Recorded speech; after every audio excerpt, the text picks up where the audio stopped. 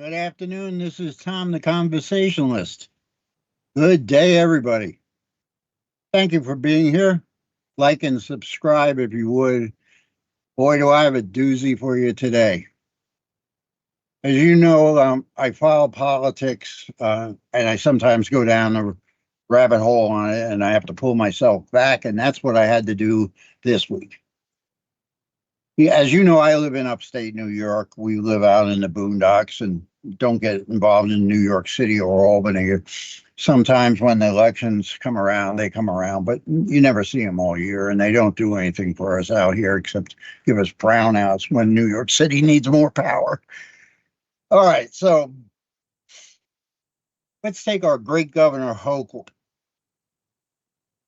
She denies Kennedy, the candidate for president, a place on the ballot.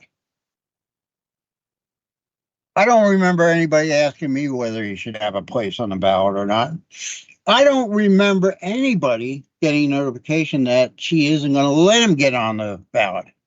I only know that she said he can't be on the ballot. So now he has to go to court. And by the time he gets through all the court mumbo jumbo, and you know how that can be, they can stretch that out as long as they want. He may not get on the ballot simply because the ballots will already be printed. And some person, not to be named, said, well, we can just have a roll of stickers there. And you can put a sticker on the ballot. And when it scans, it will scan that sticker with its code or whatever it is. So they go ahead and try it. And guess where the stickers wound up? On the rubber wheels that pull the document through. Guys, I was born yesterday, but it wasn't just yesterday. It was a little further down the road. I mean, we're being treated like children, you know? This attorney general and head of voting in New York State, I didn't elect him. Nobody asked me if they were good for people, the state of New York, or the people of New York. No, nobody asked me. But they're in office, and they are in office spending your tax dollars and my tax dollars. Okay, so let's get into the meat of this issue. You know what's going on in New York State. Let's talk about the whole country. Let's talk about, I don't want to talk about Trump and I don't want to talk about Harris. Who you vote for is your right. You can vote for whomever you wish because that's your right. And people died to keep that right. I hope you know that. Most countries don't allow their citizens to vote. And if they do, it's just some kind of made up, scale proxy for just taking over power. It's just, I don't know if you travel, but I travel a lot in the world. Fortunate enough to be able to travel still for a while. And we vote. Now, if you say the elections are compromised, well, you got to give me specifics, and then I'll go down a rabbit hole about that. If you say IDs are a bad thing, you shouldn't have to have an ID to vote with. You are on the wrong side of the block. With AI and all the other counterfeit procedures and consequences, because I was in law enforcement for a while, anybody can get an ID. Anyone.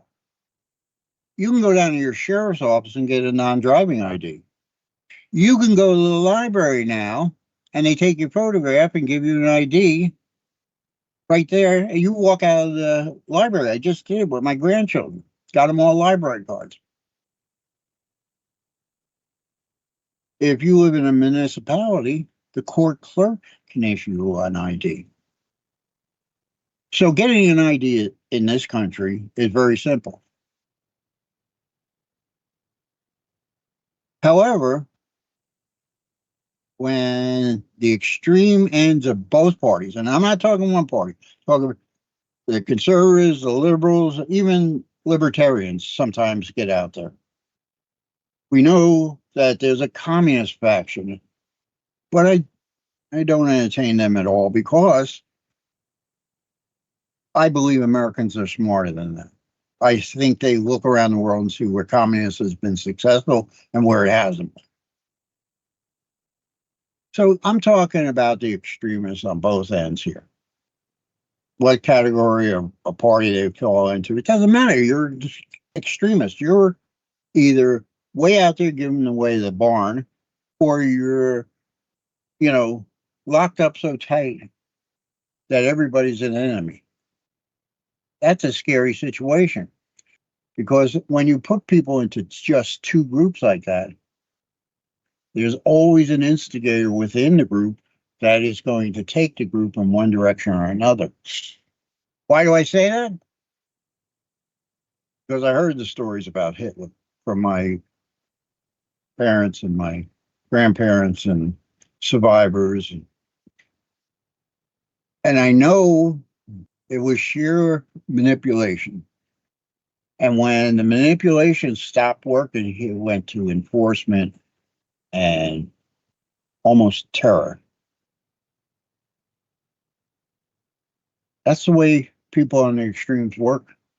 It's no different here. If you notice, the extremes, one end to the other, every once in a while their heads pop up. Remember what they did to Seattle? Can you remember Black Lives Matter, where they destroyed whole blocks of stores, but the stores were black owned?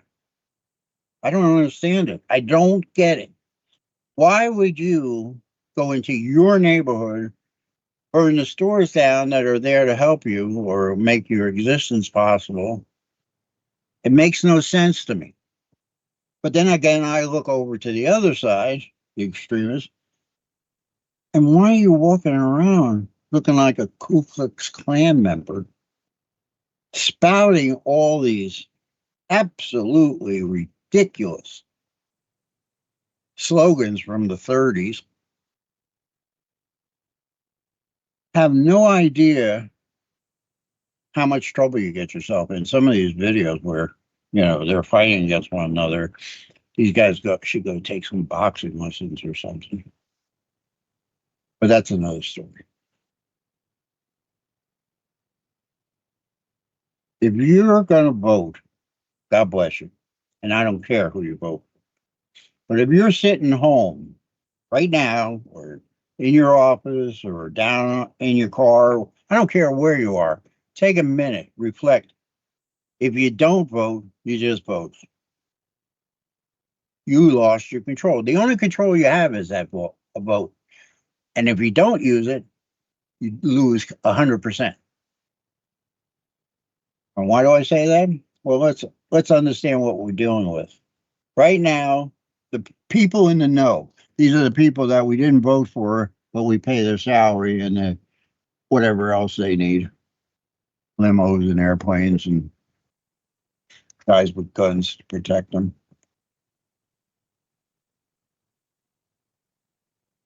They're going to tell you Harris is in because she's a woman and this is what the country's been looking for. So she's going to beat Trump by 4.9%. Then you go over to the other side and Trump's people are saying, and I just heard it this morning on a news conference, Trump's going to win. He's going to win by more than 10%. We're looking at about 12%. And we've got this in the bag.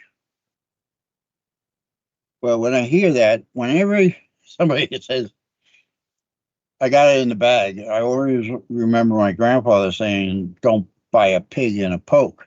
What that means is if you go to the market and they put a baby pig in a poke, which is a canvas sack, and you buy it sight unseen, you might get home and it's a rabbit. So you see what I'm saying? To bring this back to reality, if you don't vote, you gave up your power. If you do vote, vote for whoever you think, not by their color or their gender or anything. Vote for somebody who's going to actually do something for you, because what's good for me is different from you. So we have to understand that we're all individuals. So you're going to put this together as if you and that person have a common denominator, someone that you could talk to across the table. When you get down to that little bit of icing on the cake, you realize that you do have a choice to make. Is it the best choice? No. Is it something clear, like an arrow pointing down at this person and saying, pick this one, pick it? No, it's not that way. The only way you can do this is get involved, talk, have people that you trust, news sources that you trust. Go look at the raw video, of their interviews and things. Don't go to the news on ABC or NBC or CBS, any of those, Fox, whatever, CNN. There's sites that you can go and watch the raw footage, and you can actually understand better what they're replying to. Because a lot of times they'll cut where the moderator is asking something, and the answer is from another question, but technically it's still the answer. I don't know how that works legally, but it looks like they're switching gears on us and making it look like something it's not. Once again, I know I'm about 40 minutes into this thing, and I feel like I'm wandering in circles. So I'm going to wrap it up. I'm going to leave you with some really, really easy things to do. Get a pad and paper. I always carry. I'm so old. I got a pad. I got a pen. I got to write myself notes. You know, get some hot coffee or whatever. See, this is the bad thing about letting the interns go early. I got lukewarm coffee. I got to get one of those hot plates. See how simple it is? I had a problem. My coffee's cold, and I figure out I'll get a hot plate. Keep it warm. Problem solved. So the same thing you could do with your problem. And what is your problem? Who are you going to vote for? Because I already told you you're going to vote. You're not going to let your vote go down the drain. You're not going to waste it. Too many people fought and worked to keep you in the loop. So you got to vote. And I don't care who you vote for, just do it. And when you do it, take your children with you. Let them see you voting. This new generation, I've talked to some of these people, they've never seen the inside of a voting office. They know nothing about it. Nobody's explained to them that, here in New York State, we run these electronic ballots through after you mark them up and your votes counted. It used to be a lever you pulled. And then before that, it was a punch card from IBM. And before that, we would hand vote. You would get a slip of paper and you would write in your choice. Hopefully you had legible handwriting, and stick them in the box. And it was a real box. Voting is important, guys, girls, ladies, gentlemen, anybody else. Please vote. Vote the best of your ability, and then hold them accountable. This is a big part of it, and I left it to the end because I want to leave it with you. Just because you voted doesn't get you off the hook. You voted for this person. You took your time, you went to the polls, and you voted. Now hold their feet to the fire. When something is going on that you don't like, how long does it take you to write an email? I wish my grandkids type emails out so fast it makes my head spin. I mean, I'm a one finger typist with fat finger syndrome, and I can write emails. Some of them legible and some of them not. Vote, vote, vote, vote. As long as you're voting, you have a piece of the action. You got a dog in the fight. Vote. Like and subscribe. I'll go and get another hot cup of coffee and hope to see you again. God bless.